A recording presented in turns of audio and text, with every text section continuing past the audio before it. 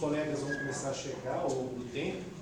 Nós temos aqui o nosso palestrante da empresa Connect9, Jubiratã Nogueira, e hoje vai ser PNL e a arte de falar em público. Espero que vocês gostem bastante da palestra. Meu irmão Jubiratã, fique à vontade. Obrigado, Raj, obrigado. Eu fico só com dó das pessoas que vão chegando depois. Por quê? Porque esse bate-papo não é nem uma palestra, é um bate-papo. Esse bate-papo ele vai crescendo. Então, de repente, quando a pessoa chega um pouquinho lá no meio, ela vai perder o processo de crescimento. Eu só preciso de um binóculo. Binóculo? É. Para enxergar os alunos que estão lá. Tem um binóculo aí? Vem mais para cá. Vem para cá. Esses são os meus alunos da pós-graduação. Ah, são eles? Então, por favor, venha para cá. Represente. Tiraram 10 na prova, né? Tiraram 10? Não. Não vai tirar agora, que eu pedi para vir para cá, vão tirar, você pode cobrar. Bom, nosso bate-papo hoje, nós vamos falar um pouquinho sobre PNL, que é a Programação Neurolinguística, com a comunicação mental, que é a parte da fala. Antes de eu passar esse slide, eu vou mais devagar então, né? As empresas, falando em geral, elas não dão valor à comunicação, não dão treinamento para comunicabilidade. Dá treinamento para formação de time de alta performance, liderança, gestão do tempo, técnicas de negociação, ótimo, isso faz parte. Mas elas não focam na comunicação. E comunicação, vai ter um slide aqui, é sobrevivência. Se você não se comunica, você não sobrevive. E se você comunica errado, você também pode ter problemas. Então a comunicação é sobrevivência da nossa espécie. Não só hominal, não só homem. Estou falando da comunicação até geral, plantas, animais. As formigas elas são mais próximas ao ser humano do que vocês imaginam. Tem os chimpanzés, né? Mas as formigas elas têm uma comunicação muito eficaz. Muito eficaz. E elas têm uma competência que o homem no sentido, né, de ser humano, tem, que é o trabalho em equipe. Para você trabalhar em equipe, você tem que ter o quê? Comunicação. E aqui não vai ser um monólogo, porque monólogo dá sono, esse horário, né, daqui a pouco tem que ir embora, aí a vista começa a fechar, né? Você não está nem prestando mais atenção no que o palestrante está falando. Então vai ser um bate-papo, eu vou instigar vocês a falarem um pouquinho, tá bom? Perfeito?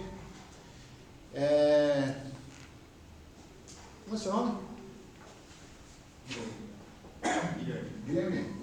Você pode vir aqui um pouquinho, por favor? Ferrou, né, Guilherme? Quem olhar para o professor vai chamar. Então, quando tiver, você fala assim, ó, baixa a cabeça. Tudo bem, Guilherme? Quantos você tem? 20. 20 anos? Guilherme, por gentileza, eu vou passar uma instrução para você. Tá certo? Aqui tem alguns amigos de você, ou não? Tem? Então, você está com sede. Perfeito? Então, aqui é a água. Você vai pedir para alguém aqui pegar essa água para você. Você já até sabe quem, né? Você já olhou, já percebeu. Só que, Guilherme, presta atenção. Você não vai poder usar a mão. Você não vai poder usar o gesto. Você não vai poder fazer assim. Você não vai poder falar. Você só vai pedir água. Pode pedir.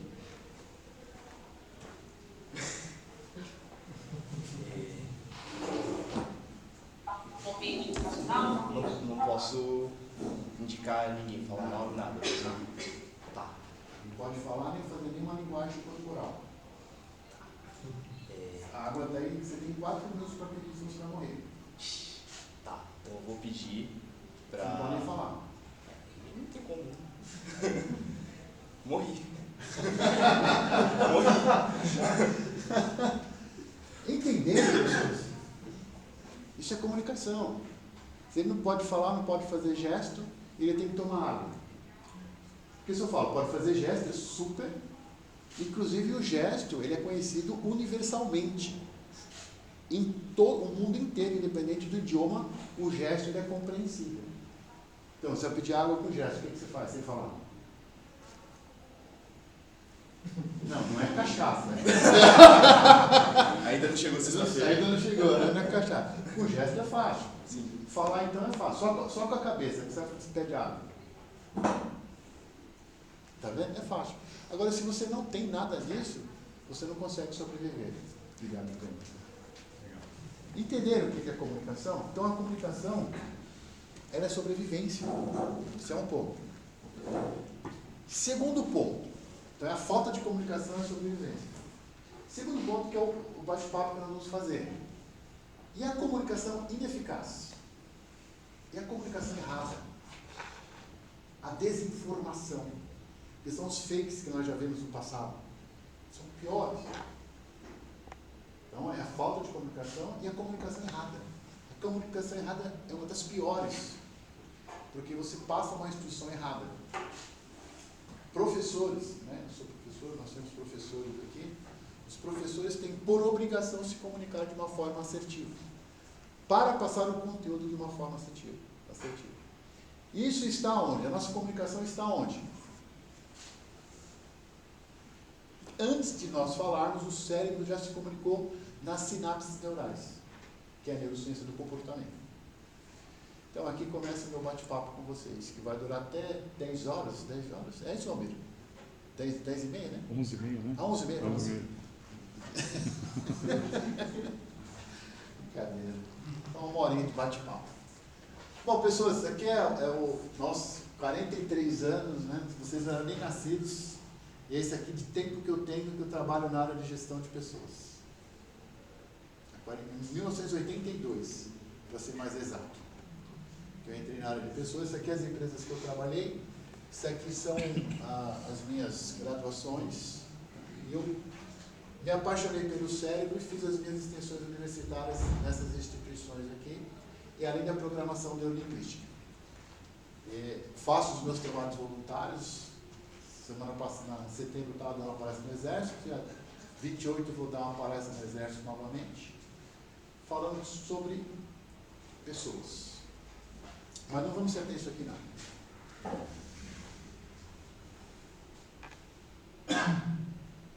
Coragem não significa ausência de medo, mas sim uma postura confiante para enfrentá-lo de forma madura. Coragem não é ausência de medo. Por que nós temos medo? A amígdala neural que nós temos, ela é responsável por isso. O que é o medo? O medo, ele tem um papel fundamental na nossa vida. Ele nos protege de algumas situações. Se eu chegar para vocês, peço para vocês atravessarem a Avenida Paulista 18 horas de quarta-feira, sem olhar o semáforo. O corajoso vai. Tem vários corajosos que já estão no cemitério. Infelizmente nós temos guerra. Está acontecendo guerra no mundo. Aí a pessoa, o soldado corajoso, não, eu já vou levantar, pegar o fuzil. Morreu. E tem que ter medo. Porque o medo nos protege. Isso é um estado neural que nós temos. Então, coragem não é ausência de medo. Todos nós temos medo em algum momento da nossa vida. Todos nós.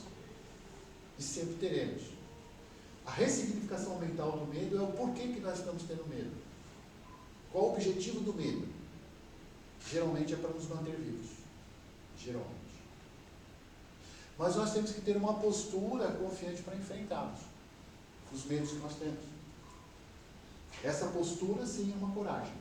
Coragem de enfrentar aquele medo. Aí vocês estão falando, cara, será que eu estou no lugar certo? PNL com arte de falar em público? Sim. Muitas pessoas têm medo de falar em público. Levanta a mão, quem tem medo de falar em público? 4, 5, 6, 7, 8. É isso aí. Pessoas, não é fácil você falar em público. Não é fácil você estar na frente. E o medo não é a falta de técnica. Técnica você aprende. É o mindset do crescimento. O medo é você ter o equilíbrio e a inteligência emocional. O medo é a emoção. Esse é o medo. E o medo, quando nós temos, por exemplo, de se posicionar publicamente, ele trava alguns comportamentos. Sabe o branco? Sabe aquele branco que dá na prova? Sabe aquele branco que dá quando você vai falar com as pessoas? Esse é o medo. É o cortisol. Mas temos soluções para isso. Então a coragem não é a ausência de medo. Tenho medo, não tem problema nenhum. Mas nós temos que ter coragem de enfrentar. E nós vamos bater um papo sobre isso, sobre essa coragem. Tem alguns tipos de medo. Ok? Quem que tem medo da solidão?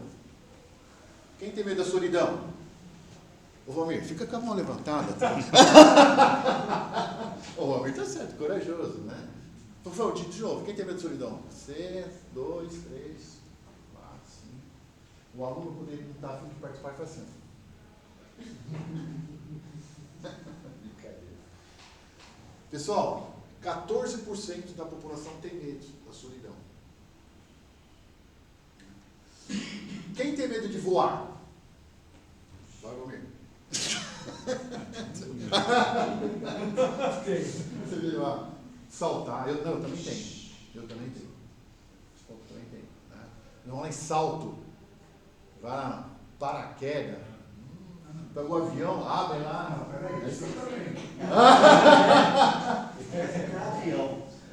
Voar. Não vai? Certeza? Não, também, nossa, não gosto.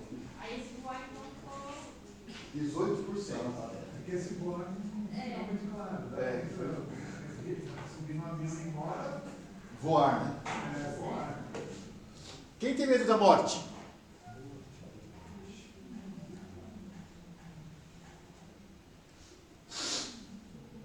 Eu vou fazer um viés aqui. É provocativo esse papo, tá?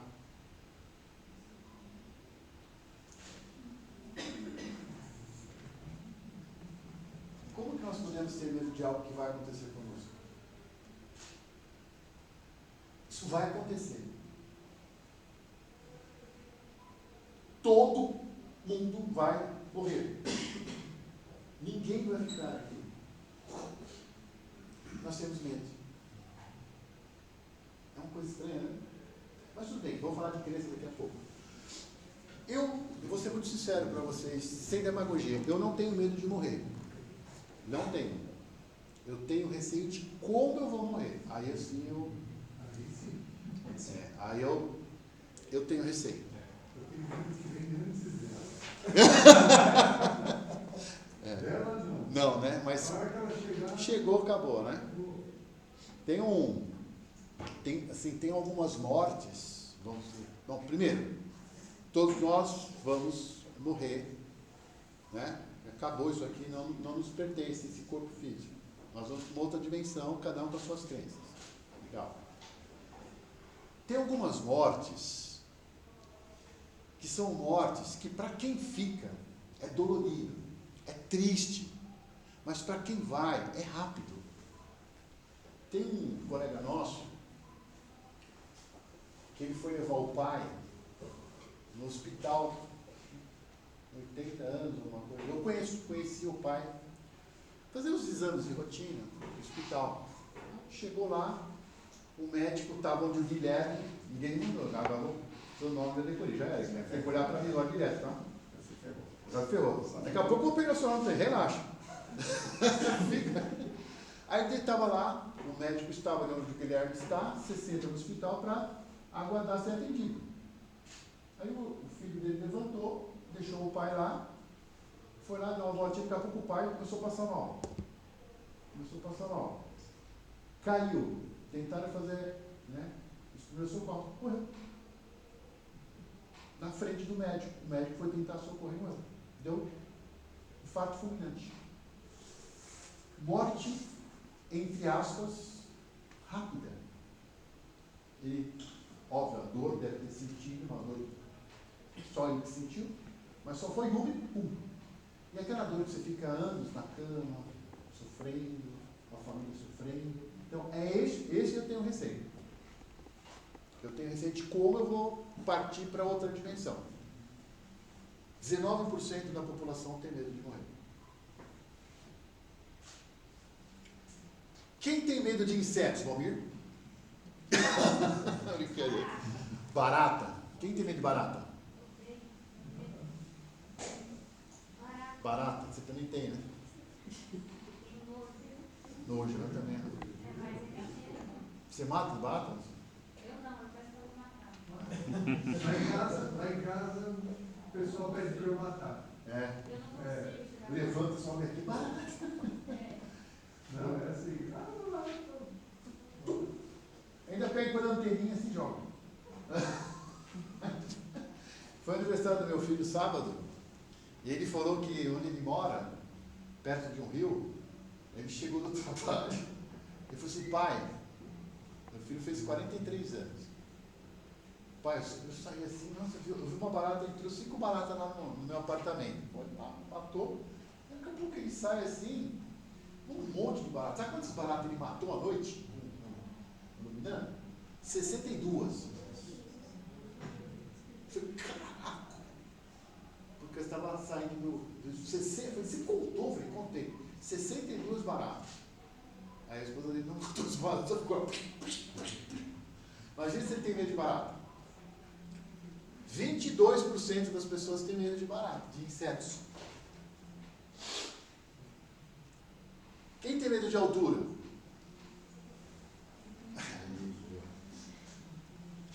Eu tenho medo de altura e nós moramos no 10º andar durante 18, 19 anos. Eu olhava assim, mas eu tenho medo de altura. Não gosto. Não gosto de altura. Mas moramos lá durante 19 anos. 32%. Tem um case de um grupo que nós participamos. Essa moça, ela tinha pavor de altura, de voar, de avião, de altura. Pavor. Não dava. Sabe qual profissão que ela escolheu? Obviamente vocês não sabem, mas imaginam? Também não imaginam. Hoje ela é piloto. Piloto de avião. Piloto de avião comercial. Ela fez até uma entrevista. Como que ela enfrentou esse medo? A pessoa que tem medo, pavor, se tornou piloto. Olha que interessante. Então, coragem não é ausência de medo. Coragem é você enfrentar o medo. Para você chegar no objetivo que você quer. Agora eu cheguei onde eu quero. Falar em público, vocês já levantaram a mão. Não vi aqui. O que vocês acreditam que o percentual aqui, falar em público, tem medo? Chuta. 70? Os 80%. Dosou. Vai cair machucar? Não. 80? 90%. Você fala em mamô? Mamá? 80? 70%? 90%?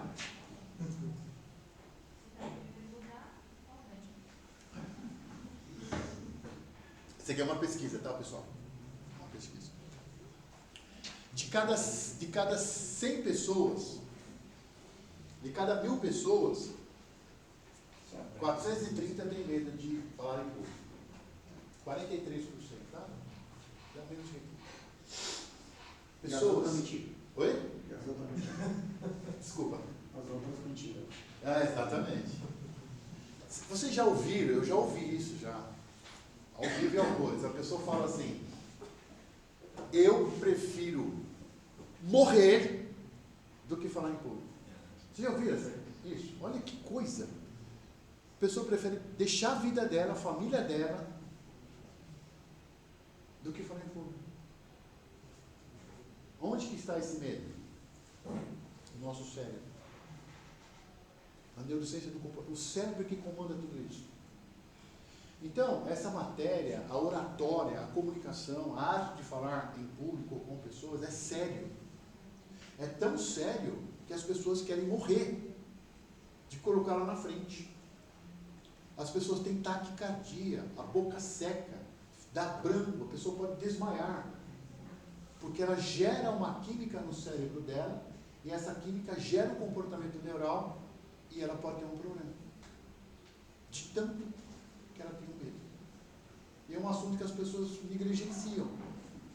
Falar em público, falar com pessoas. Muito bem. As pessoas, né, chegassem lá e falassem, você tem que falar em público. Por que a pessoa tem medo de falar em público? Nós chamamos isso de fobia social, que é uma ansiedade social. Por quê? A pessoa, ela tem medo de ser julgada, avaliada de uma forma negativa. Ela tem medo de ser rejeitada na sociedade, naquele contexto que ela tem. Isso é o cérebro que tem medo. E principalmente em uma situação social. Isso chama fobia social. Então, o medo de você se expor publicamente é o julgamento que o seu cérebro, que a sua mente está aguardando daquele contexto que você está. Por exemplo, aqui tem, vocês estão falando. Nos primeiros momentos, eu falei, e aí, como que eles vão entender o que eu estou falando? Eu não tenho medo, já tive, eu já enfrentei isso, quando era garoto. Isso é a fobia social, é o medo de ser julgado de forma negativa e não ser aceito naquela tribo, porque você vai falar alguma coisa errada. Isso é a fobia social, isso é o medo de falar ao público. E quem está esse medo? O que é isso? Pessoal, isso é crença. Nada a ver com religião. Isso é crença. O que é crença? É algo que você acredita e o cérebro tem como verdade e ele tem um estímulo neural e tem um comportamento mediante aquela crença, aquilo que ele acredita. Isso aqui é crença. Porque ela está acreditando que ela está sendo avaliada, mas ela está, não sabe. Mas na cabeça dela ela está. Quem vai tirar essa cabeça dela? Ninguém, só ela. Isso é uma fobia social perigosa. Eu estou falando da arte de falar em público, mas tem outras coisas. Tá? Que eu falei para vocês que é a questão de sobrevivência. Agora uma pergunta aqui. Uma pergunta que é provocativa. Provocativa. Você já travou ao falar em público, mesmo sabendo o que você queria dizer? Eu sei que eu tenho que falar, mas não sai. E se aquilo era uma oportunidade da tua vida? Você estava diante de uma pessoa importante que você tinha resposta e você travou, não conseguiu falar e aquilo lá não volta nunca mais. Você perdeu essa oportunidade, que é falar com a pessoa. Depois não volta. Você vai se arrepender o resto da sua vida. Por que eu não falei? Por que eu não enfrentei esse medo? Por que eu perdi essa oportunidade? Quantas oportunidades nós perdemos no momento que o cérebro dá branco? É o famoso branco. É uma oportunidade. O trem ele passa, ele abre a porta, ele vai esperar 30 segundos. Se não entrou, ele vai fechar a porta e ele vai embora, esse trem não volta mais. Perdemos a oportunidade da nossa vida. Por não ter a coragem de enfrentar o medo.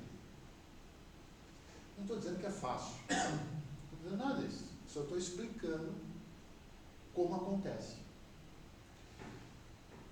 Você sabia que o medo de falar em público não é técnica, é emocional. O medo de de falar em público está na nossa mente. A técnica eu ensino. A técnica eu ensino. Nós estamos na 41ª turma de oratória já. É um treinamento que eu dou, que chama-se A Arte de Falar com Pessoas em Público. Nós estamos já na 41ª. Inclusive, começou com o Senac, que eu dava aula lá, e depois começou com os oficiais da Polícia Militar, que eles queriam aprender como falar, e aí foi, estamos na 41ª turma, que é técnicas. Isso não é um curso, é um treinamento. Então, quando você consegue ter o equilíbrio emocional, você aprende a técnica. Por exemplo, isso que eu estou fazendo com vocês é técnica. O que eu fiz hoje de manhã, que o Orita me acompanhou lá no Senai, tinha o quê? Umas 300 pessoas? Ah, mas eu não sei. Tinha bastante, né?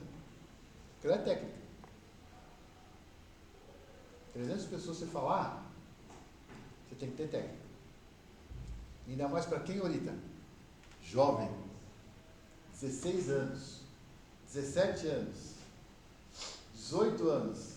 19 anos. É um público jovem. Agora vocês não têm essa idade aqui. Alguém tem 16 anos? Você tem? Mas lá tinha. Hã? Você tem que acreditar. À tarde. Tem bastante, não. Pessoa do técnico. Ah, do técnico, verdade. Agora, como é que você chama a atenção de um público desse? Público que a mentalidade é inquieta. Numa palestra tem que ficar sentado durante 1 hora. Técnica. Deu certo? Deu certo.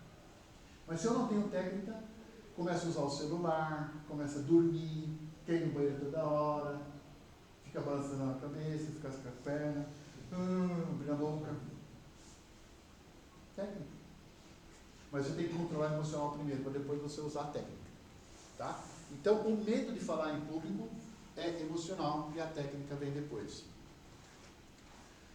Vamos falar um pouquinho de crença, até para nós identificarmos e verificar como que nós podemos trabalhar essa crença. Tudo o que fazemos vem de uma crença, que são os nossos programas mentais. Tudo. Tá? E a crença tem uma influência na nossa vida. E qual que é uma situação preocupante aqui, Valmir? Você vai me desculpar, mas eu sou inquieto, já falei para você. O pessoal vai ficar sem me ver aqui, eu estou andando, tá? Você fala, está andando por aí. Vocês não imaginam que isso aqui, presta atenção, não está no nosso controle.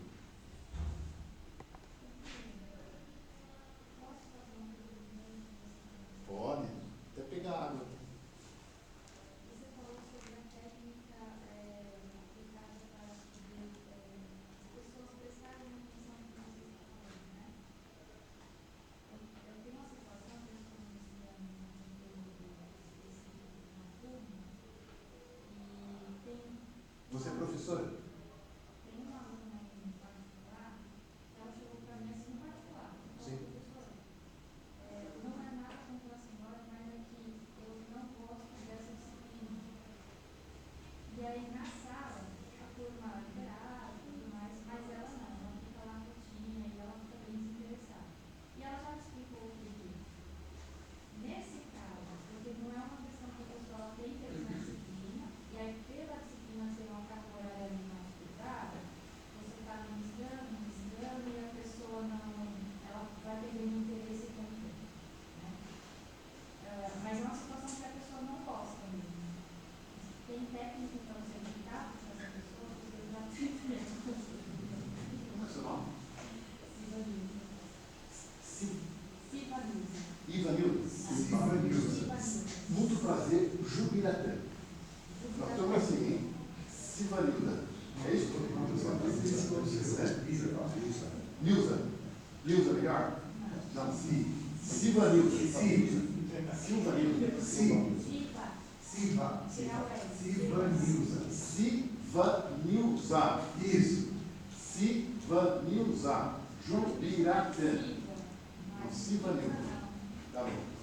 Tem técnica. Sim. Não, mulher não tem esse papo de nome. Você já viu mulher, o cérebro feminino? O cérebro masculino fala Guilherme, Anderson Urita, Valmir, Regis. Quer ver mulher falando? O Ori, o Vá, o Gui, o Ré, o Si. Já viu? Mulher não fala o T. Você coloca coisa assim. Isso só acontece. Existe técnica. Existe técnica. Primeiro, eu acredito, se é trauma. É um trauma. É só para entrar um pouquinho no assunto. Nós, todo ser humano tem um trauma. Primeiro que às vezes a pessoa sabe que tem trauma. E segundo, as pessoas sabem que não, às vezes não sabem o trauma. Mas nós temos trauma na nossa vida. Traumas causados, às vezes inconscientemente. Então, no mínimo, essa aluna deve ter algum trauma que merece um tratamento, procurar uma ajuda, um psicólogo, né, um terapeuta para verificar esse trauma. Mas, tirando um pouquinho isso, ela não gosta disso. Não gosta da disciplina. E quem aplica a disciplina? É assim.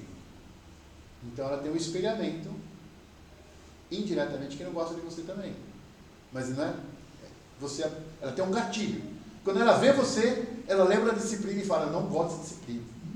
Ela não é só isso, é que ela faz DP, né? Então ela já repetiu nessa disciplina, mas não era isso. Eu entrei agora.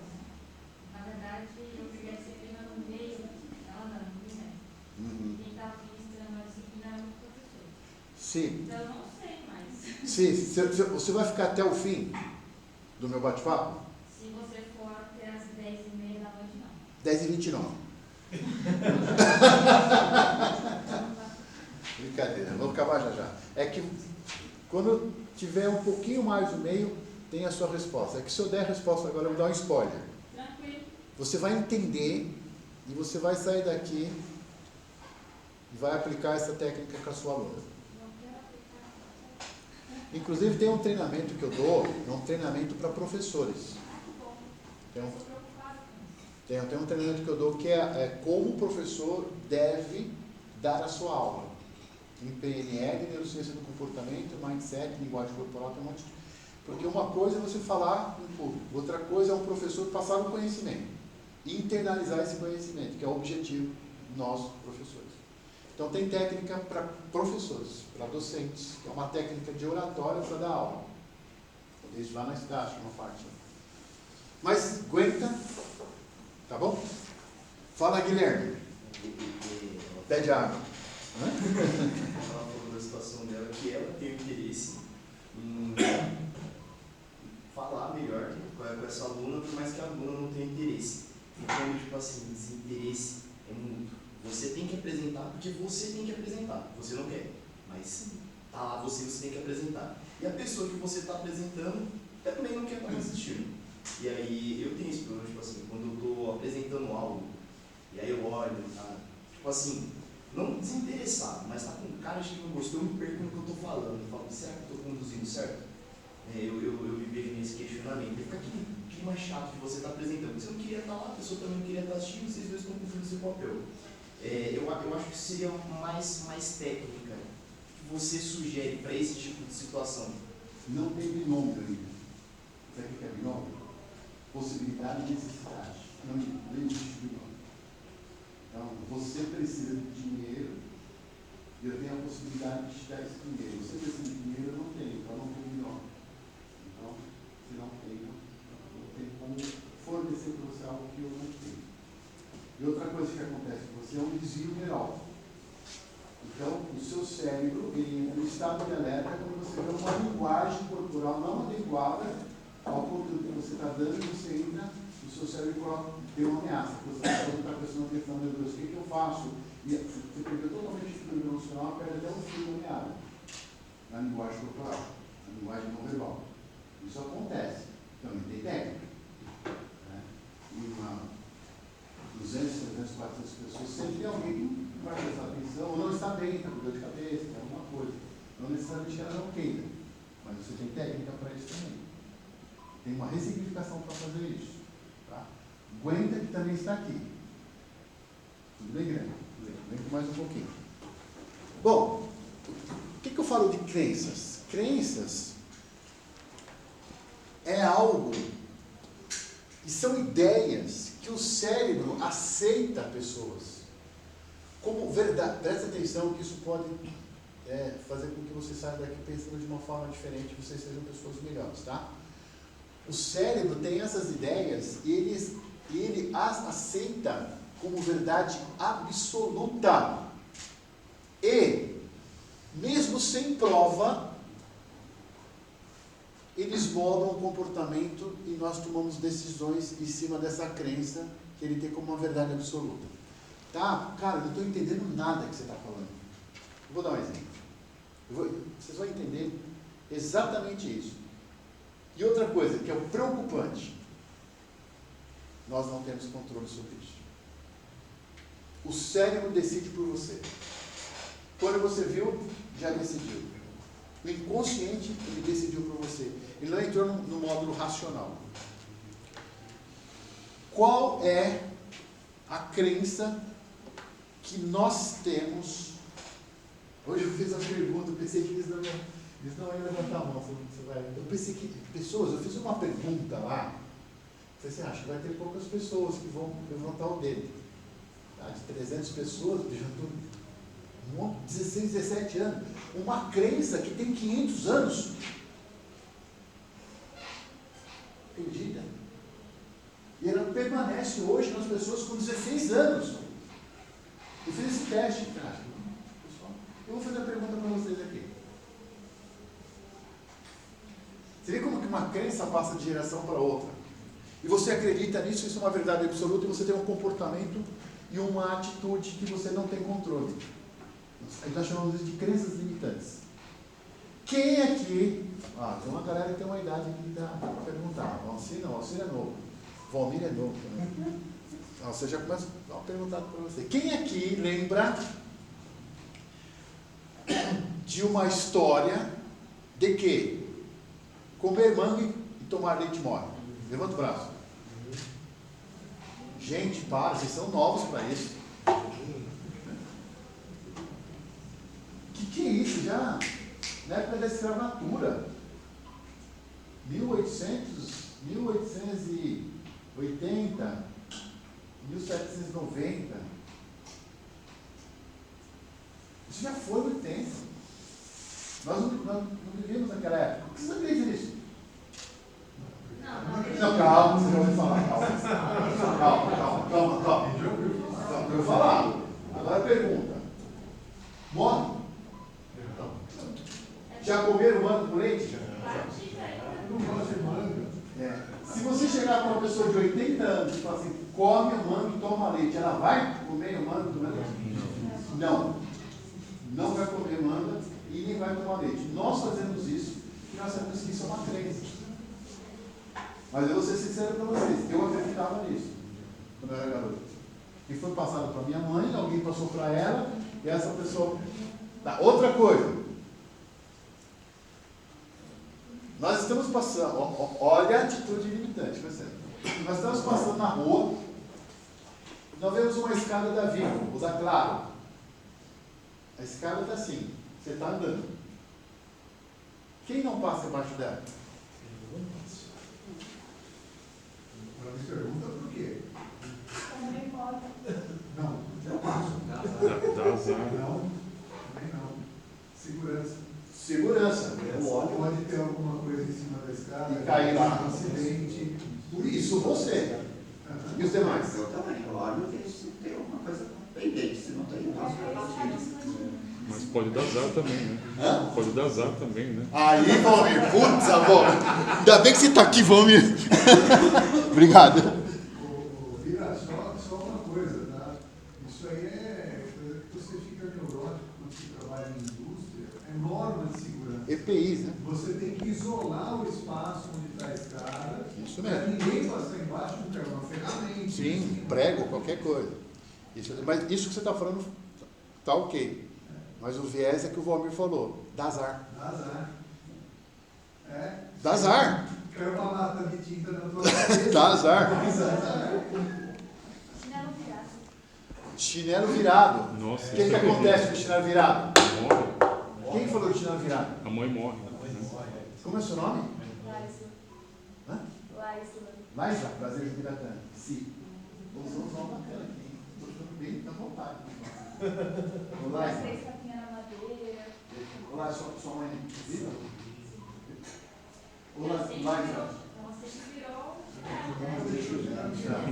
O dia que a sua mãe veio chorando, você está querendo matar, né, filha? Minha mãe não está mais entre nós. Ela já faleceu. E eu não consigo deixar o chinelo emborcado, virado. Eu não consigo.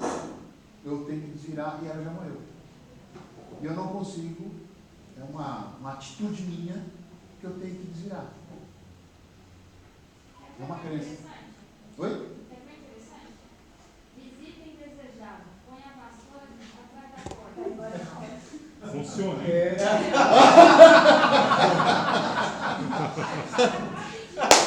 Você já fez isso, Maurício? Faça isso na frente da visita de O dia que eu for na casa do Valmir, eu vou lá. Aí eu falo assim, Valmir, onde que é o banheiro? Aí eu fecho, vou no banheiro, olha atrás da porta. A vassoura não está lá ainda. No dia que eu ver a vassoura, vai embora. Bater o pé dos outros em casa. É, gato preto cruzou na sua frente, sexta-feira 13. Nossa. Pessoas, o que é isso? Crença. E essa crença é tão infundada que o cérebro trabalha isso como verdade e você tem uma atitude com referência a ele. Né? É a crença que se colocar a vassoura atrás, a pessoa vai embora. Tudo bem, ela vai embora. Mas uma vez nós fizemos isso, a pessoa foi embora às 5 e pouco da manhã, com vassoura, vai lavando, vai jogando, 5 e pouco da manhã. Vira a mesa, né? Virou a mesa, atirando assim, ó. Já, a minha esposa está aqui. Sabe por que se a pessoa quer ir embora, você começa a abrir a boca. A pessoa não se toca. Estou cansado. Chegou até jornal. Lá, a pessoa não foi embora. Não, só essa parte. Vamos falar das Era crenças. alguém ligado a ela por uma graça. Viram, algumas dessas histórias têm explicações, né? Assim, por exemplo, não apontar para a estrela, que vai nascer uma verruga. Isso tem uma conotação judaica, que o judeu vai entrar no período de sábado e tal, então quando aparece a estrela, a partir daquele momento começa a contar. Então, os judeus olhavam, olha lá a estrela, já nasceu, é hora da gente entrar no resguardo e tal.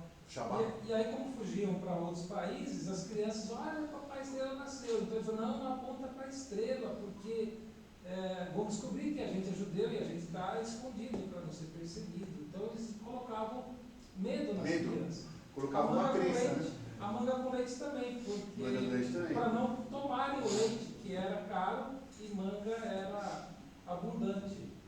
Isso tem várias coisas, por exemplo, colocar bolsa no chão. Algumas têm algumas explicações assim. Quem toma vinho aqui? Quem toma cachaça aqui? Não pode tomar cachaça mais, tem que tomar cuidado. Né? Só toma o que tem em casa. Não vai comprar por aí não, tá perigoso. Né? As coisas que nós temos lá, se alguém quiser comprar uma cachaça, eu estou vendendo por R$3.000, porque ela não tem metanol. Vinho. Nós tomamos vinho. Você sabe a lenda e a crença do casileiro del diablo? Não tem o vinho do casileiro del diablo? Né? Já viram? Casileiro del diablo, ou seja, casa do diabo. O que aconteceu? Colocou uma crença. Na época lá, estava subindo muito vinho. E os vinhos ficavam embaixo. Aí eu não vou dizer também. Os vinhos ficavam embaixo. Aí o dono lá, cara, tá subindo vinho pra caramba aqui, meu. Os empregados estavam passando no vinho. Aí, o que ele fez? Ele, vou falar uma história aqui. Aí teve um dia que ele estava lá e disse, o que foi? Pô, viu um diabo ali. Disse, o quê? Viu um diabo? Né? E os caras, picaram a mão toda hora. Aí pegou. Parou de subir vinho, porque tinha um diabo lá. A crença. Por isso que chama. Aí ele colocou, casileiro del diabo, casa do diabo. Não tinha diabo, não tinha nada. Mas no banheiro tinha uma loira. A loira do banheiro. A loira do banheiro. Então, aonde que eu quero chegar? As crenças que nós temos, elas nos delimitam a nós termos crenças limitantes. Por exemplo, se nós falarmos não consigo, você está colocando um comando no seu cérebro e ele vai gerar uma química, vai gerar um comportamento que você realmente não vai conseguir. Você está dando essa ordem para o seu cérebro. O nosso cérebro é um computador. Ele programa, a programação neurolinguística. É uma programação. E nós temos também as crenças potencializadoras. Substitui o não consigo por estou aprendendo. É diferente. Estou em estado de aprendizagem. Então você está colocando um outro comando no seu cérebro que ele vai fazer com que você preste atenção no conteúdo. Quando você fala eu não consigo, o cérebro vai trabalhar essa crença limitante e ele vai não internalizar o conhecimento. Você está dando esse comando para ele. Bom, ele vai fazer. Ele não pergunta se está certo ou errado. Então é só substituir. Você faz uma ressignificação mental e coloca lá, estou aprendendo. Não é que você não, naquele momento,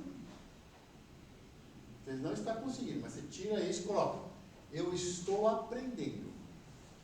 É onde a doutora Carol Dweck, no Mindset, que é a nova psicologia do sucesso, ela trabalhou muito isso, que é uma psicóloga de Stanford, fez PhD em psicologia, e ela trabalhou muito essas crenças.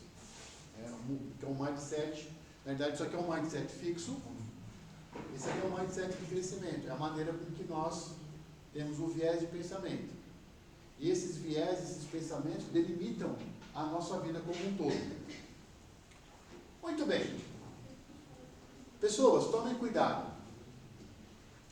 Nós só temos uma única oportunidade de causar uma boa impressão. Uma só. Lembra aquele ditado? A primeira impressão é que fica? E é verdade. A primeira impressão é que fica. Ela ficou, ela registrou, o cérebro tirou a foto do emocional. Nossa, não gostei daquela pessoa. Qual foi a primeira impressão que aquela pessoa fez naquele momento para você? Qual foi a primeira impressão que os professores têm no primeiro dia de aula? Vai ficar. Isso vai tirar? Sabe qual é a resposta? Não. Nunca mais tira do cérebro. Mas eu já tive pessoas que eu pensava de um jeito, depois eu fui conhecer e falei, nossa, eu pensei que você era uma pessoa chata, mas não é. Foi a primeira impressão que ficou. Mas essa primeira impressão vai ficar registrada na mente o resto da nossa vida. Você pode fazer uma ressignificação, não tem problema. Você fala, pô, desculpa, eu pensei que você é uma pessoa X, mas você é uma pessoa Y, porque eu não te conhecia. Mas a primeira impressão foi aquela. E se aquela pessoa pisar na bola depois de 10 anos, tá vendo? Tinha certeza que era isso, porque ela ficou lá. Então, pessoas, cuidado. Quando vocês forem falar com pessoas, forem falar em público que eu falo, 5 pessoas, 10, precisa ser 200, 400. Cuidado com a primeira impressão. Você tem 4 minutos para causar uma boa impressão. 4 minutos. Em 4 minutos, nós vamos saber se aquela palestra, aquela oratória, aquela aula será um sucesso ou será um fracasso. Só 4 minutos. Você tem que causar uma boa impressão que eu vou ensinar para você já. Tá? Então, cuidado. Porque uma vez que você causou uma boa primeira impressão, o cérebro já vai abrir, já vai prestar atenção no conteúdo que você vai dar. Logo, os primeiros minutos são cruciais para que você tenha o sucesso. Por exemplo, mata a cobra, mostra o pau. Quando eu cheguei aqui e comecei a falar, eu causei uma boa impressão ou não? Nossa, acho que não. Sabe quando você causa uma boa primeira impressão? Pela linguagem não verbal. Você olha para as pessoas, você verifica a linguagem não verbal delas. Como que elas estão reagindo, principalmente os olhos. Os olhos não mentem. Os pés não mentem. Os braços não mentem. A cabeça não mente porque é ligado diretamente no nosso sistema nervoso central, que é o sentimento que você está tendo, que você se expressa em uma linguagem não verbal. Então você olha a linguagem não verbal para verificar se a pessoa está prestando atenção ou não. Porque às vezes a pessoa está olhando, mas está prestando atenção em outra coisa. A cabeça dela está em outro lugar. Essa é a impressão que vocês têm que ver numa visual de uma pessoa. E aqui eu vou passar um mapa para vocês, como que a mensagem é transmitida. 90% são mensagens não verbais. Pessoas, 90% da comunicação não são verbais. Professores de plantão. Não são verbais. Isso aqui que eu estou falando para vocês, a verbalização, a palavra, ela só é 7%. 38% da minha oratória é a tonalidade de voz. E 55% é minha linguagem não verbal. Aí você fala, como assim? Por quê? Como que é esse papo? Quando criança éramos, bem pequenininhos, nós não falávamos. E qual a comunicação que nós temos com os nossos pais, que nós lembrávamos? Era o visual, uma linguagem não verbal, porque nós não tínhamos verbalização. Não falava, desde catatauzinho lá, nós nos achamos como gente. Fala assim, é bom que vocês levantem a mão que eu tomo água. Isso é verdade. Porque quando eu tiro óculos, eu não ouço direito. Quando você tira o óculos, você não ouve direito? Sério? Porque a minha visão não acontece. E eu estive com a fonoaudióloga conversando sobre isso, e ela falou exatamente isso, que todos nós, independente se tem algum problema de escuridão ou não, a gente faz leitura. Linguagem não verbal, 90%. Então eu falei para ela, por que quando eu tiro óculos eu não escuto direito? E ela me disse isso, ela falou, porque nós usamos os olhos também para fazer todas as outras leituras. Então isso é verdade. Que bom, né? Que bonitinho. Que é uma linguagem não verbal. Que a primeira comunicação que nós temos é a visual. Por exemplo, a pessoa que tem, né, problemas ou uma situação que ela não enxerga. Então ela liga os outros sentidos. Olha esse mapa aqui, pessoas. Essa é a nossa comunicação. 55% é a linguagem corporal, são gestos. Tonalidade de voz, 38%. 7% é fala. Olha, eu não sei porque vocês dão aula, os alunos podem falar, mas se vocês derem aula dentro da mesma tonalidade de voz durante 1 hora, 2 horas, 3 horas, aí a pessoa vai estar em estado de letargia, sonâmbula, não vai prestar atenção no que você está falando, e você fica só com aquela tonalidade. Você tem que aumentar de vez em quando essa subida.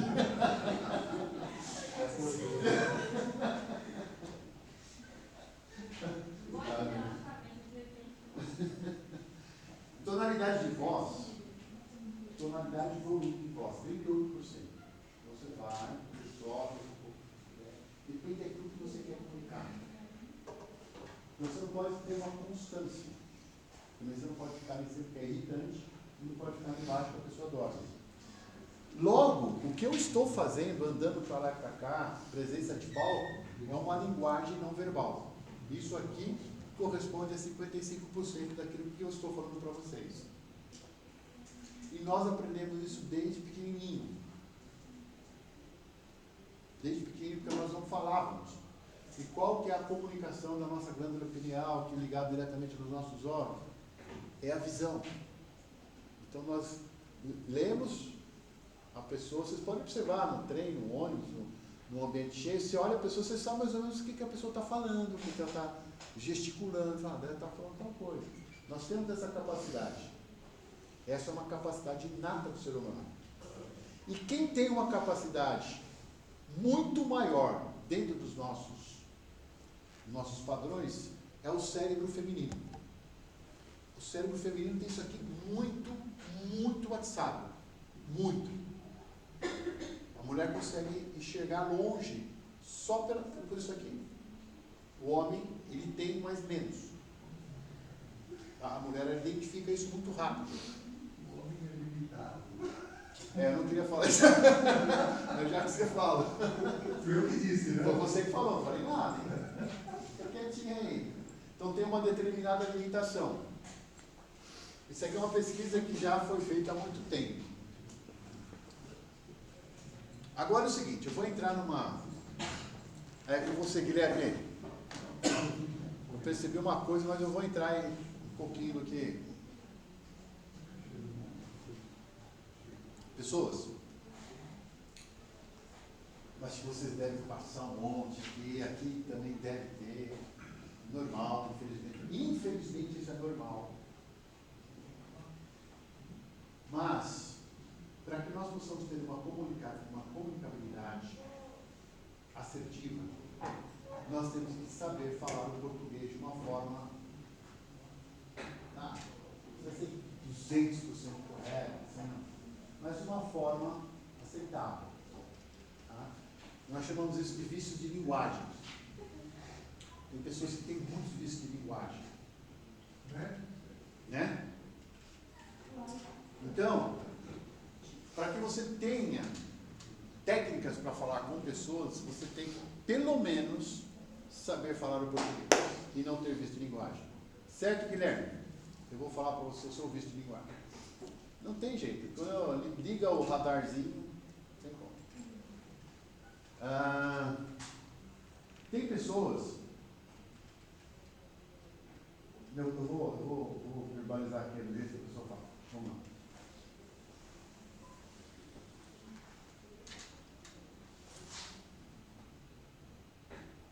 Gente, boa noite. Não, de novo. Eu vou fazer um teatro. Vou fazer um teatro. Gente, boa noite.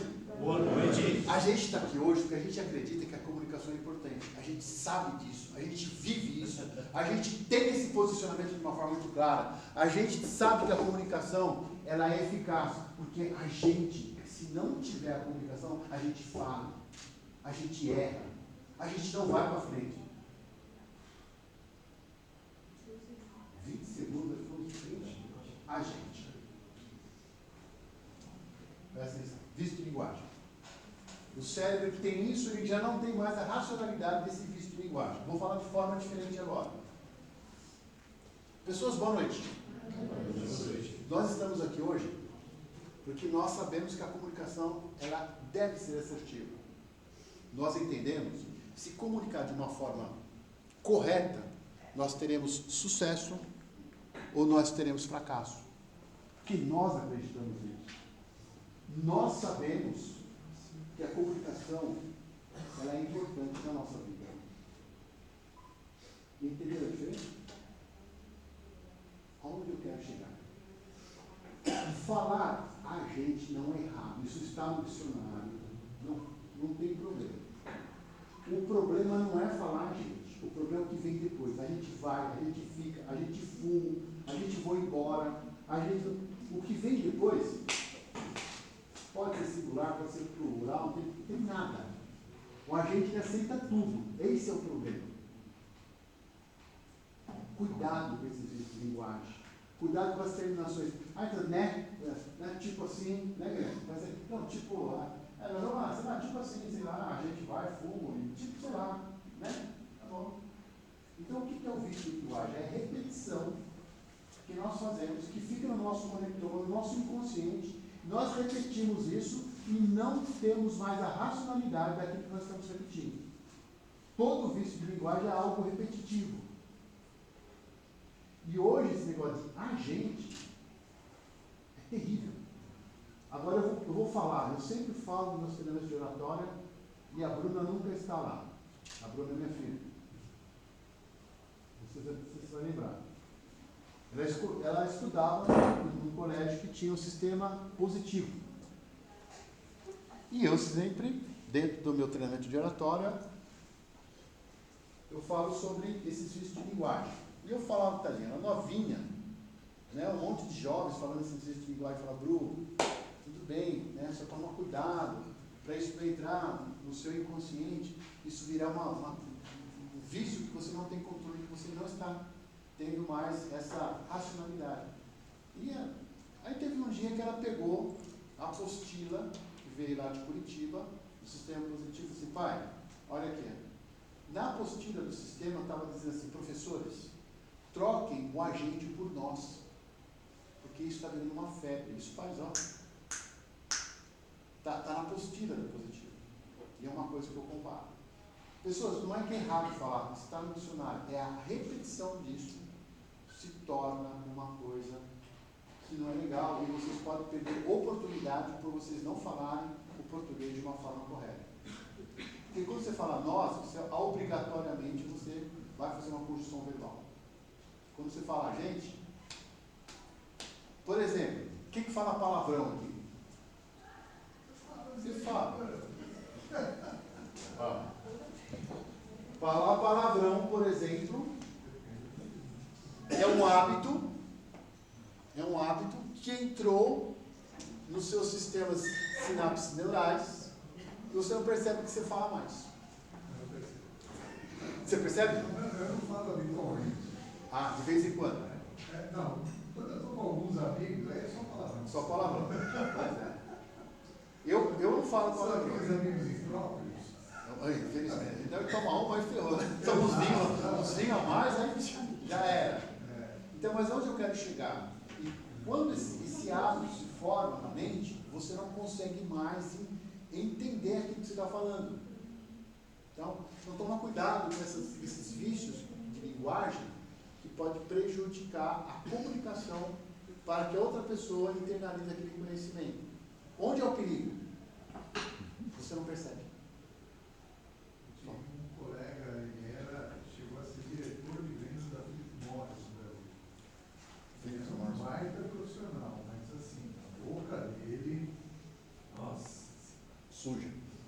uma vez eu soltei um palavrão, assim, ele era gerente de vendas da empresa e eu era gerente de operações.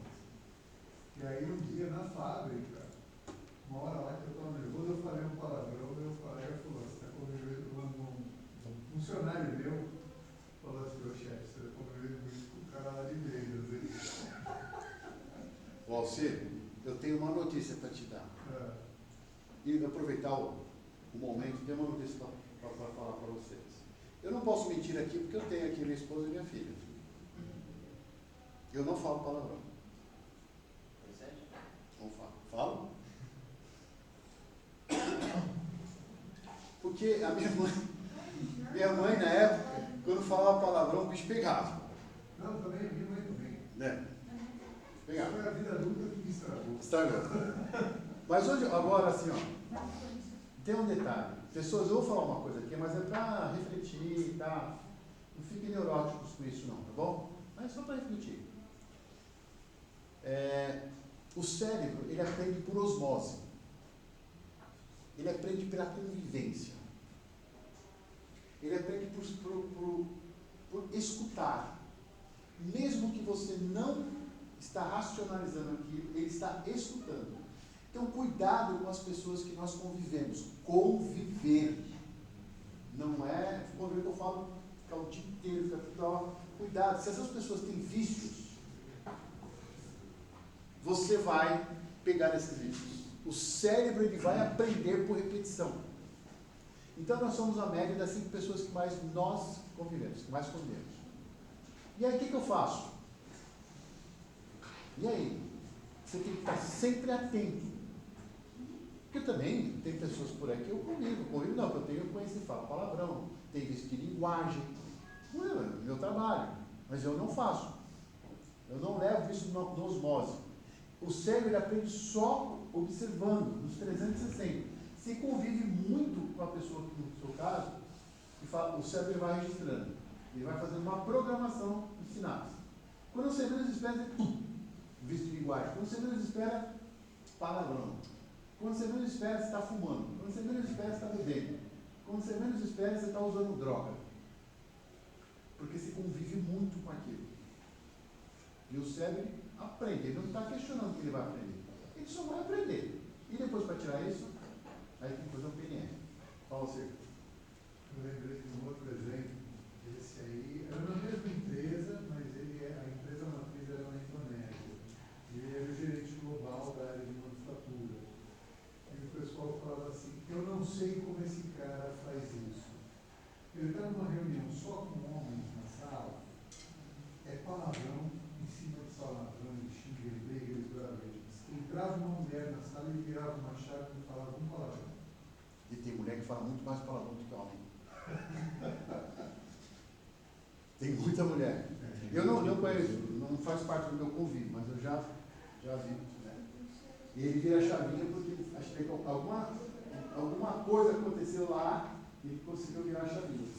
Pai, mãe, tio, alguma coisa que o trauma fez nele, que o cérebro teve esse gatilho e o cérebro trouxe essas sinapses para ele. Essa é a resposta. Fala, Guilherme. Ele falou isso, é bom pensar que você falou dos hábitos. De você conviver com os hábitos, você acaba pegando os vícios de linguagem, os palavrões, esse tipo de coisa. Ele comentou do virou a chave. O fato de não falar palavrão, ele está pensando em não falar palavrão. Não é automático, ele está substituindo os palavrões na cabeça dele por outras coisas. Que eu já tive experiência assim, tem um colega que sempre falou muito palavrão. Muito palavrão. Porém, quando ele precisa falar de uma maneira mais formal, não sai um palavrão da boca dele. Mas isso tudo é pensado. Ele não está fazendo de forma automática falar assim os palavrões. Só que aí vem o problema. Quando você fica confortável no diálogo, você tende a pensar menos nas coisas que você está falando. Você já está mais confortável, você está pensando menos no rumo que o diálogo está tomando. E esse momento aconteceu com ele na apresentação do TCC dele. Apresentando o TCC para a plateia, ele foi falando, ele meio tenso. E para fazer a apresentação você fica meio tenso assim, em público, porque é o medo da reprovação em massa. Se o ambiente em si se torna um lugar mais agradável, mais acolhedor, está todo mundo mais incentivando, assim, você fica tranquilo. E nisso ele foi relaxando, se tranquilizando, ficando confortável, uma plateia enorme de gente apresentando seu TCC. Aí ele chega na problemática, né, do trabalho dele, ele escuta o palavreado, o pessoal fala, pô, foda tal tipo de coisa, não é, pessoal? E aí todo mundo na banca, todo mundo com o maior carão possível que dá pra ficar. Não tem como você não repreender nesse tipo de situação. Então acho que se você se encontrar numa posição, não tem como você ficar falando palavrão, não tem como você ficar tendo vício de linguagem, eu acho que é mais fácil você mudar os seus hábitos do que você ficar fazendo essas viradas de chave, porque se você relaxar no momento errado e deixar escapar alguma coisa é complicado. Então, vai escapar. Porque está no seu conectoma. Os hábitos ficam no conectoma, no resto da vida. Ele não sai. Ele pode ficar menos forte. É o loop do hábito. É o gatilho, né? O hábito e a recompensa, que é a dopamina. Isso aí está no livro do Poder do Hábito de Charles Duhigg. É o loop do hábito. O hábito ele fica no seu cérebro, na sua mente, até você morrer. Eu vou dar um exemplo. Vai ter um momento que ele vai falar. Porque é assim. Vamos dar um passo para trás. Por que ele vai falar? Porque, pessoas, essa caixinha aqui, ela gasta 20% de energia todos os dias. Quase um quarto, que é 25%. 20% do cérebro gasta. Então, o que ele faz? 60% da nossa vida é hábito.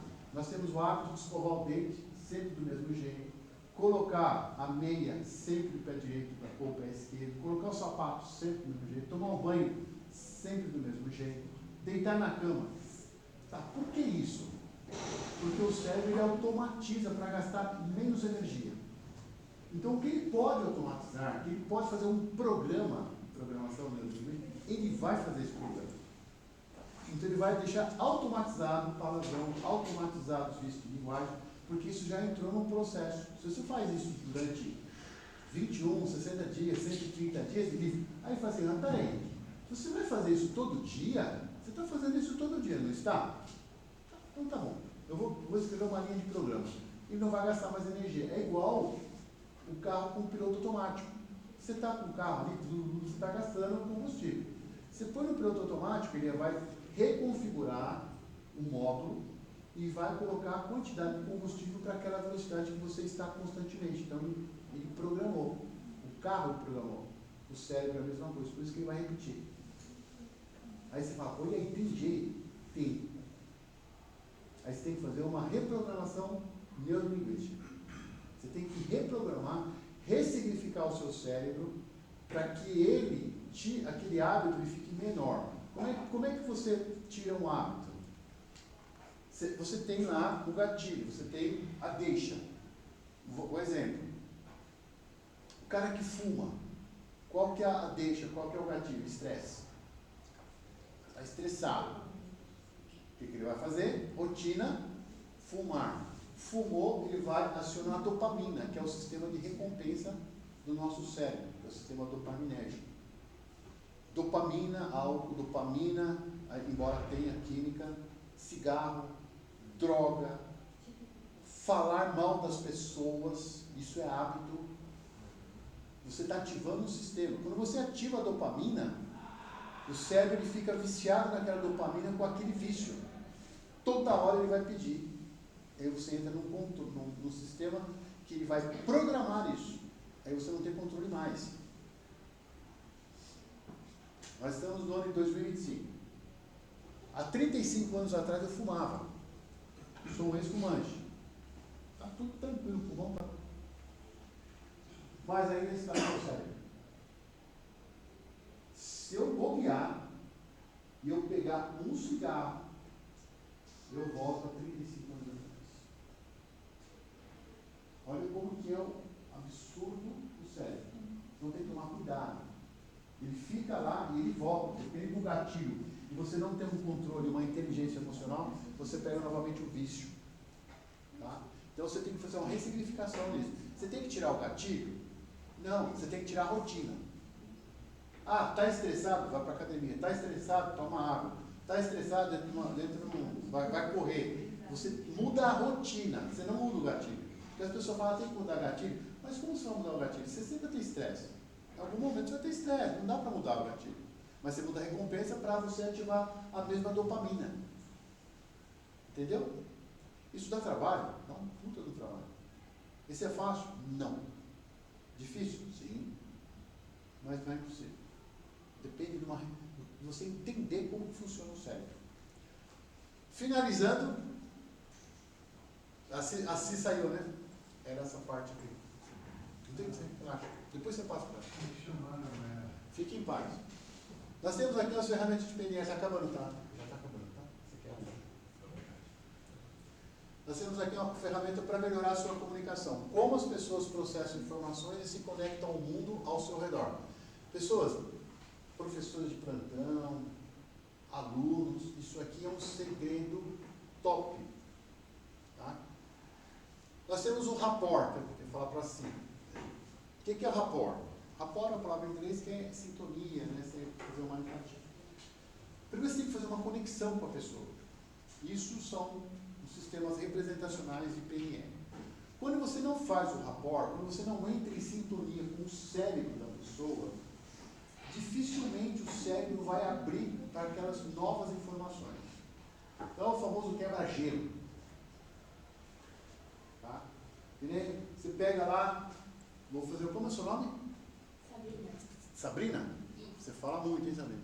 Pelo amor de Deus. Vou fazer um rapport com a Sabrina. Tá vermelho. Tô vermelho. Tudo bem, Sabrina? É quentinha. Hã? Aí ferrou, né? Nossa, vai explodir. Sabrina, já tá ficando mais vermelho ainda. Tá. Todo mundo tá olhando. Todo mundo tá olhando, vai ficar mais, dá pra acender um cigarro ali. Sabrina, nossa, que bacana. Eu tenho uma garrafa. Quase igual a sua. Fica gelada? Você gosta dessa garrafa? Bastante. Fica fresquinha a água? Muito, é térmica. Térmica. Você ganhou? Ganhei de empresa. Da empresa? Então você tem tem um carinho emocional. Toda vez que você olha essa garrafa, você tem um lembrete. É uma emoção gatilho. Legal, bom. Gostei dessa garrafa. E água é vida. Né? 70% é água. Mas legal, vamos conversar um pouquinho sobre a sua aula. Sabe você dá aula? Sim. Pronto, já fiz uma porta. Não fala, Tô brincando. Eu fiz um rapport com ela. Ao invés de eu chegar diretamente, seu nome? Você está gostando da aula? Ah, que bom, obrigado. Cara, estúpido, né? Então, eu queria fazer um rapport. Não produzir da hora, mas você entra na conexão. Você gostou do rapport? Você agora não está mais presente. Tá vendo? Foi o rapport. Então, você estabeleceu uma conexão com a pessoa antes de você falar um produto, alguma coisa. Você usa muito para vendas. Você vende um produto, vende um serviço, estabelece um rapport. Outra coisa, nós temos esse aqui é o segredo, isso aqui é a cereja do bolo. Tá? Nós tem vários canais sensoriais e representacionais de PNL, mas esses aqui são os mais importantes. Tá? Nós temos esses 3 canais. Top. Isso aqui é o ser humano. Nós temos aqui o visual, o auditivo e o sinestésico. Esses 3 tipos de pessoas. Se você errar na comunicação desses 3, você perde a credibilidade e a potencialização da sua comunicação. Calma, pessoas. Uma coisa é você falar com uma pessoa, outra coisa é você falar com muitas pessoas. Tá? Isso aqui não é para muitas pessoas, porque todas as pessoas têm esses aqui. Isso aqui é quando você está conversando com uma pessoa. O sistema de comunicação que representa essa pessoa, por exemplo, eu sou visual. Minha esposa quer falar alguma coisa comigo lá, ela começa a falar assim, ó, eu sou visual, eu tenho que fazer fluxograma, eu tenho que colocar os quadradinhos, aí eu consigo entender. Se começar a escrever muito e falar, eu não sou muito auditivo. Eu não sou uma pessoa auditiva, eu sou visual e sou sinestésico. Eu sou mais visual do que sinestésico. Os meus cadernos, as minhas anotações, é tudo com fluxograma. Isso chama-se mapas conceituais, aprendi na USP isso. O nosso cérebro são mapas conceituais. Ele não é assim escrito, são imagens que nós temos no cérebro.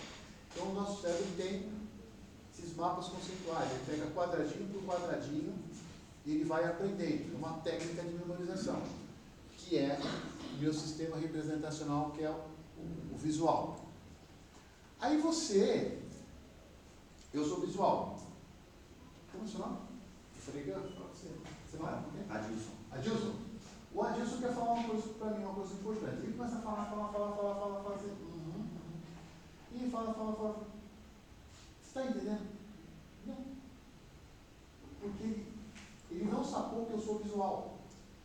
Ele é auditivo, eu sou visual. Eu não estou conseguindo entender a comunicação dele. Ele está falando, que é a representação dele, beleza? Mas eu não estou entendendo. Onde está o segredo? Ele tem que identificar a minha representação sensorial. E, pô, o Bino, o que é? Eu estou percebendo que ele não está entendendo. Está perdendo tempo. Não estou entendendo o que você está falando. Eu não estou aprendendo. O meu cérebro começa a desfocar. Quem que é visual? Design de interiores, arquiteto. Você é design interior? Não. Você é visual, arquiteto, engenheiro que vê, engenheiro elétrico, engenheiro civil. É o cara que tem que ver os fluxogramas. Ele olha, bateu o olho e já sabe. A pessoa que é visual, ela entende com gráficos. Eu adoro gráficos. Adoro, né? Gosto muito. Esquemas, apresentações visuais, PowerPoint. Tá vendo? Isso aqui é o meu sistema. Imagens, diagramas, vídeos, cores, claridade e brilho. Então, como eu já sei isso, quando eu vou falar com alguém que é importante aquele papo, eu já começo a identificar se essa pessoa é auditiva, é visual ou é sinestésica. para que eu possa fazer um rapport com ela. Por exemplo, fui lá, Sabrina. Já identifiquei, agora começou a ficar vermelho de novo. Bastante. Não é, tá? Então a Sabrina, se eu não faço uma representação com ela, eu posso errar. O cérebro dela vai travar. Ela não vai mais prestar atenção. Por ela não, porque ela tem um sistema diferente. Já a pessoa auditiva, advogados, juízes, delegados, né? Elas aprendem nas conversas, músicas, palestras, explicações verbais e discussões, falando. Por exemplo, eu sou visual, eu pego para o Adilson. Adilson, vou ensinar, pegar um negócio para você. Aí eu começo a desenhar para o Adilson. Adilson, não, pode falar. Não, vou desenhar para você. Não, pode falar, Bia. Adilson, vou desenhar. Pronto, não tenho uma foto. Eu falei, pô, estou falando que não precisa. Eu falei, está desenhando. Então eu estou. Adilson, vou desenhar. Não, beleza, vou falar. Opa, já fiz o rapport para ele começar a falar. Aí ele vai conseguir entender o que eu estou falando. Então você tem que entender a outra pessoa. Como que ela vai entender o que você está falando? Você tem que navegar nesses três. Tem pessoas, eu estava fazendo um coach coletivo, atendi 25 pessoas. Estava meia hora, 40 lá fazendo um coach. Tinha pessoas que vão fazer um coach, então estão falando, ô Bia, você tem um papel? Esse cara é visual. Tem. Visual sim, tem aqui. Tá vendo isso aqui, ó? Tá. Agora entendi. Aí entrava outra pessoa, você quer um papel? Não pode falar que eu estou entendendo. Essa pessoa é auditiva. Aí eu não vale falar. E tem o brasileiro caliente, aqui da América do Sul, da América Latina, que é o famoso sinestésico. Que nem... como é seu nome? Watson, né? Edson, o que eu vou falar para você, eu tenho propriedade, tá bom? Porque eu lido com japonês há 30 anos. Bom, está ficando vermelho também, né? Por exemplo, o oriental, a maioria não é sinestésico. O oriental, quer ver? Não, teste. Posso? Sua filha? Quantos você tem?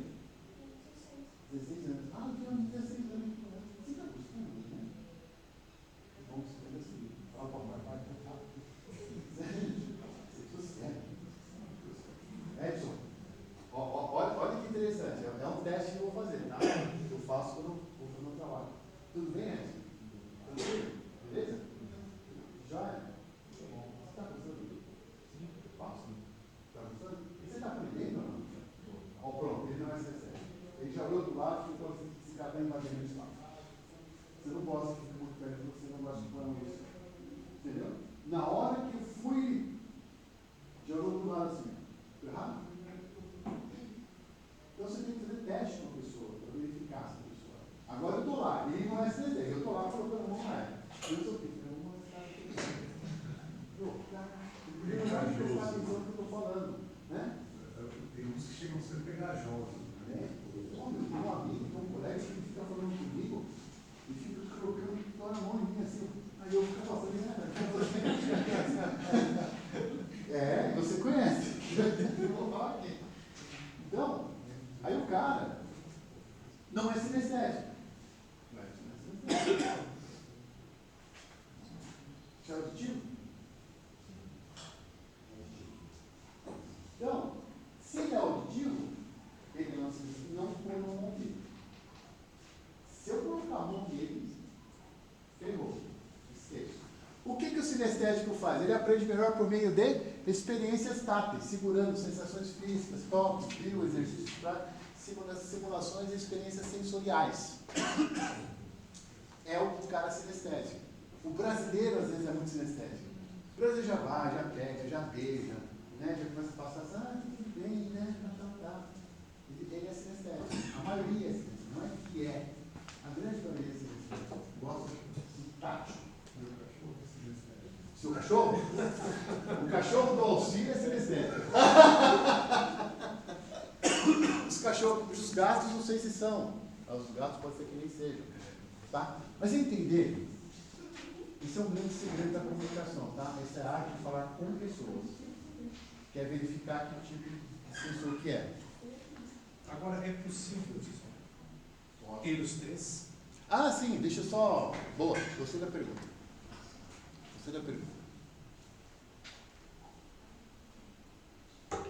Deixa eu só falar uma coisa. Quando nós temos lá os nossos mindset, todos nós temos um mindset fixo de crescimento, tá? Mas o que sobrepõe é aquilo que você representa. Ô Regis,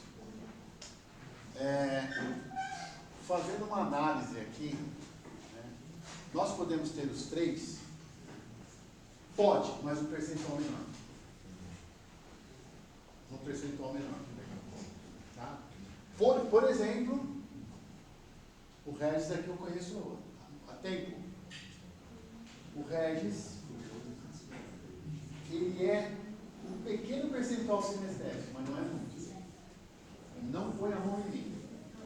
Pode. Mas não fica muito. Isso. Só tá bom. Né? É isso? Tranquilamente E tal. Mas se eu insistir, eu vou para trás. Vai para trás. Então, você tem o quê? Uns 5% disso aqui. 2%. Tá? O Edson não tem nada. Não tem nada. Tô certo, Edson? Ó, não tem nada. Então, a pessoa, ela escolhe 2, 3 é difícil. Com a minha filha, eu tenho bastante o terceiro. Aqui?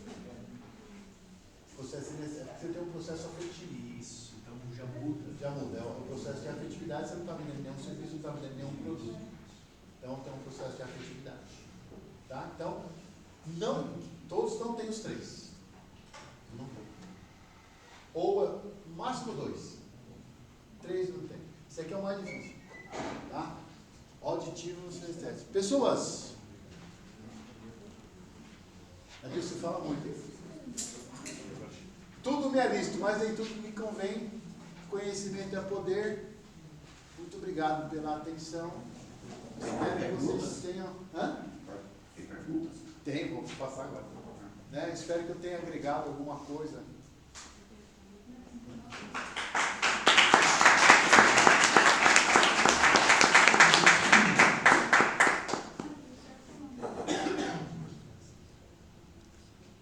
Ela está falando para me cobrar para vocês, mas eu não posso. Preciso ver como que vai fazer o sorteio, né? Eu passei uma lista, né?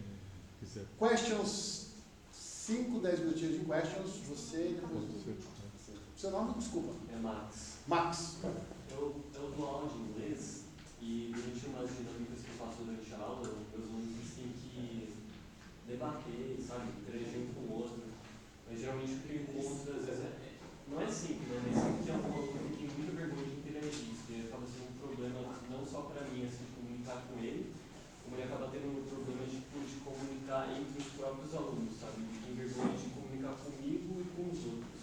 Aí, tipo, eu não sei o que eu poderia fazer para conseguir ajudar ele. Tipo, é algo que eu deveria tentar fazer alguma coisa, né? Mas eu não sei, tipo, como eu poderia meio que ajudar ele a começar a interagir melhor tanto comigo assim com o resto da sala. Na realidade, o que essa pessoa tem, nós temos que respeitar isso, é a essência da pessoa. É introspecção. É a pessoa introspectiva. E essa é uma essência dela. Né? Tem pessoas que são boas, falam, tem pessoas que ficam quietas. Então, vou falar do Edson de novo, né? O Edson é uma pessoa introspectiva, né? Você até pode se soltar, mas tem que ficar muito à vontade, etc. Então, por exemplo, como é que você vai dar uma aula para ele, uma pessoa introspectiva que é que interaja com a classe, sendo que a essência dele, a natureza dele, é ficar quieto, não só dá nada para ninguém. Então é um momento que você tem que respeitar. Mas tem uma dica legal para você. Já assinou? Já. A dica é você sempre fazer uma conexão. Faz uma conexão. Vou pegar o Edson de novo. Vai, agora ferrou. Edson, você gosta de sashimi? Você come sashimi sempre? De vez em quando. Só faz uma conexão com ele, bate papo sobre o que a pessoa gosta, né? Então, tênis bacana, tem um tênis igual o seu. Você gosta de tênis? Gosta? Bom, tenta fazer uma conexão com a sua turma para que ela se sinta mais à vontade. Ele ficou mais à vontade, já sorriu, está mais sério. É direto isso não, só um toquezinho, né? Para não ir muito direto no assunto. É fazer isso direto? Não. De vez em quando você vai fazer a dinâmica, é legal. Eles interagirem. Por exemplo, pessoal, não vamos falar de inglês. Fala sobre o que você gosta, do que você quer, o que você fez no final de semana. Aí já muito bom. A pessoa fica legal. 2, 3 minutinhos. Bacana, pessoal. Vamos lá. Já deu o rapport, já deu a conexão, a pessoa se soltou e você entra na sua aula. Tá? Tira ela um pouco do status quo de ameaça. Adilson, você tem? Adilson? Sim. Em algum momento você falou da importância da técnica e da importância do emocional no falar em público, né? E a técnica do emocional. Do emocional No começo lá, né? Na fala em público. E a questão do conhecimento do tema. Isso. Sim, ótimo. Excelente pergunta. É que isso daqui eu dou em 8 horas. Eu tentei resumir em 1h30, 2 horas. É em 8 horas. É um trabalho treinante de 8 horas. Mas isso é fundamental, viu, Edson? Adilson, desculpa. Adilson, a pessoa ela não tem que conhecer o conteúdo para falar isso. Não. Não tem. Ela não tem que conhecer, ela tem que dominar.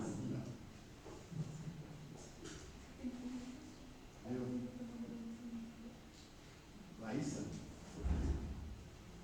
Ela não tem que conhecer. O que eu falei agora?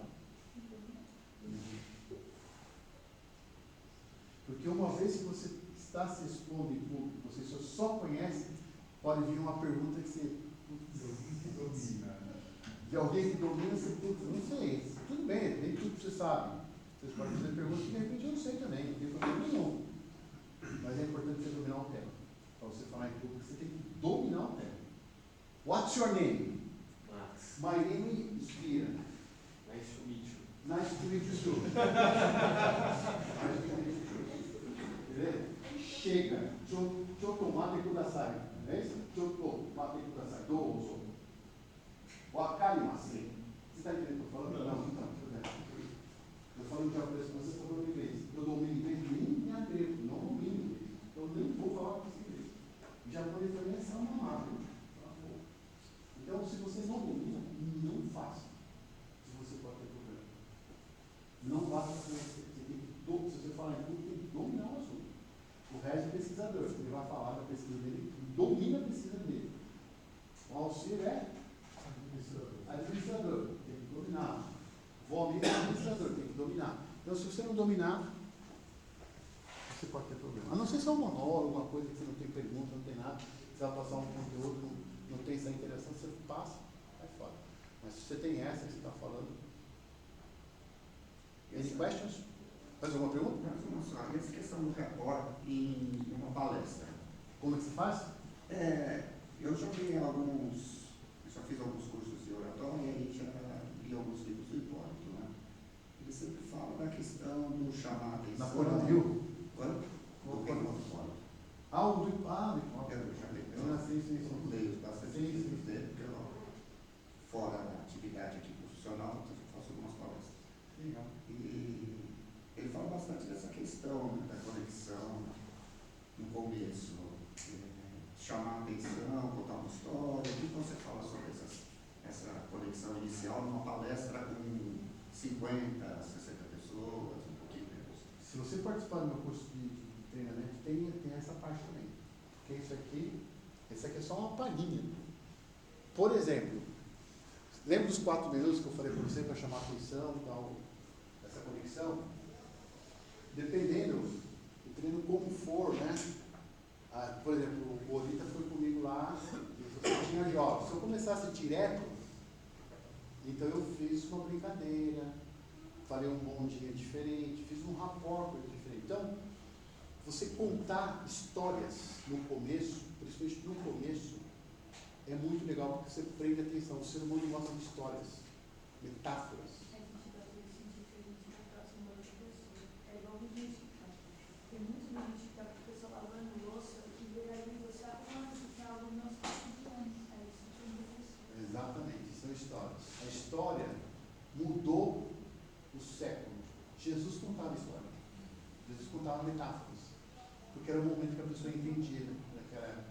Então, quando você começa uma palestra para 50, 60, alguma coisa, começa com uma história. Uma história verdadeira, né? Uma história...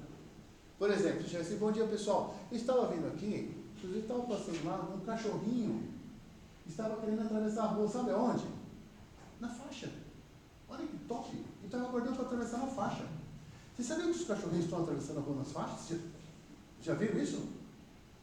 É uma história. Aí a pessoa, nossa, que legal, verdade. Aí eu paro, nesse dia eu não parei, mas paro, o cachorro. Eu paro. É uma história. Então, contar histórias, principalmente no começo de uma oratória, é top, é show de bola. E você pode contar sempre a cada X tempo. Quando você vê na linguagem corporal que o pessoal está meio, você conta uma história. Hoje eu estava lá, o pessoal estava meio assim, eu falei para o pessoal fazer exercício, para ativar o dopamina. Não é uma história, mas é um rapport diferente. E se puder conectar com o tema, né? Fica melhor ainda, né? Melhor ainda, se você linkar com o tema, então, top. Aí a pessoa vai entender aquilo que você está falando. Eu falei das crenças, se vocês começaram a falar, é uma história. Cada um foi falando um jeito, o Douglas falou do jeito, ele foi história. Aí vocês ficaram atentos. Aí depois que ficou atento, aí você volta no tema de novo. Aí você vai, mas você precisa ter uma linguagem não verbal para verificar se vale para contar a história. Porque se ficar contando toda hora a história e não entrar no conteúdo, você fala, o cara está me enrolando. Então você tem que ter um pouco de cuidado com referência a isso. Mas é isso aí. Obrigado. Acabou, Dilson? Não, obrigado. Acabou? Obrigado. Alguém tem mais uma pergunta? Não? Muito bem. Essa aqui é a lista de presença de todos? Sim, eu fiz uma numeração do lado, hein?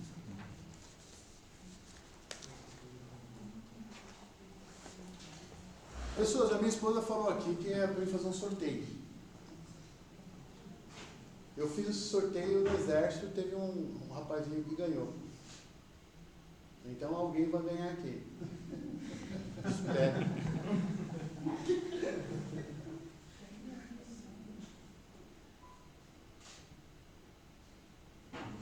Tá. Já. Vou usar a sua filha como. É você que vai sortear. É. Vai sortear. Cuidado, hein? Cuidado, hein? Ela diz assim, posso sortear? Papai deixou, né? Votosan? Dozo. Votosan é pai. Você vai falar, tadinho, tá toda tímida aqui, né? Você não vai ficar vermelha não, né? Você já está vermelho. Você vai falar para mim um número na tua cabeça de 1 a 19. Aí você fala para eles. De 1 a 19. 12. 12 é a data do meu aniversário? 12. Vamos ver quem é o número 12? Só falta ser ela. Quem é o 12 aqui? Me ajuda aqui. 12 é o... Carlos Mateus. Quem é o Carlos Mateus? Carlos Mateus e Vasconcelos. Domo arigatou gozaimasu. Obrigado, viu? Carlos Mateus, você acaba de ganhar um curso de oratória ministrado por mim na minha empresa. Um treinamento de 8 horas, 20% conceitual e 80% prático. Você vai ver isso aqui, mas na prática. Você topa? Topa? Então, depois você dá o seu contato para mim.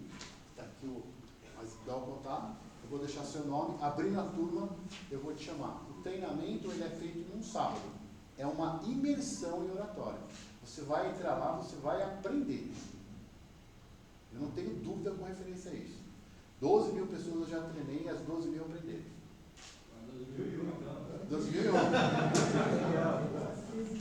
Pessoas, obrigado, viu?